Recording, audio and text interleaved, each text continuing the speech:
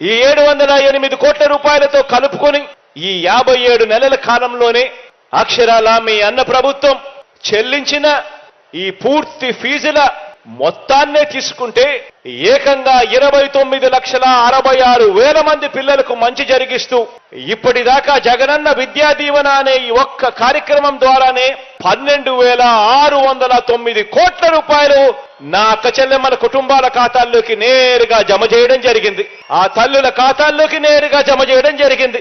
ఇక విద్యార్థులందరికీ ప్రతి విద్యా సంవత్సరం అంటే జూలై నుంచి జూన్ దాకా ఉండే ప్రతి విద్యా సంవత్సరంలో ఆ ప్రతి విద్యా సంవత్సరం మొదట్లోనూ ఆ ప్రతి విద్యా సంవత్సరం చివరిలోనూ ప్రతి ఏప్రిల్లోనూ ఒక వాయిదా మనం ఇస్తూ వస్తున్న జగనన్న వసతి దీవెన ద్వారా భోజన వసతి ఖర్చుల కోసం చెల్లించిన మొత్తం మరో 4,275 కోట్ల రూపాయలు ఈ ఏప్రిల్లో అంటే రేపు నెల ఏప్రిల్లో వసతి దీవెన కింద విడుదల చేయనున్న మరో 1,100 కోట్ల రూపాయలు కూడా కలుపుకుంటే మనందరి ప్రభుత్వం విద్యా దీవెన వసతి దీవెన అనే ఈ 2 పథకాల మీద మాత్రమే పెట్టిన డబ్బు ఏకంగా 18,000 కోట్ల రూపాయలు అని చెప్పి కూడా చెప్పడానికి గర్వపడతా ఉన్నా.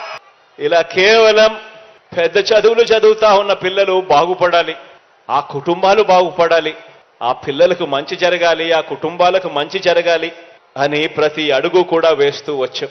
ఈరోజు ఇలా మనందరి ప్రభుత్వం ప్రతి స్థాయిలోనూ కూడా విద్యారంగంలో మార్పులు తీసుకొచ్చాం.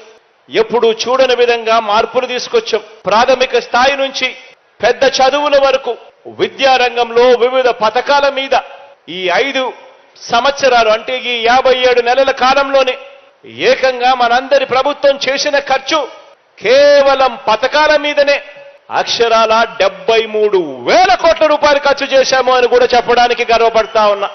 ఈ 73,000 కోట్లు గవర్నమెంట్ రంగంలో ఉన్న టీచర్లకు ఇచ్చే జీతాలు కాదు, ఈ జీతాలు భత్యాలు కాక కేవలం పిల్లల చదువులు బాగుపడాలి అని కేవలం పథకాల మీద మాత్రమే ఖర్చు చేసిన సొమ్ము ఈ 57 నెలల కాలంలో అక్షరాల 73,000 కోట్ల రూపాయలని చెప్పడానికి గర్వపడతా ఉన్నా.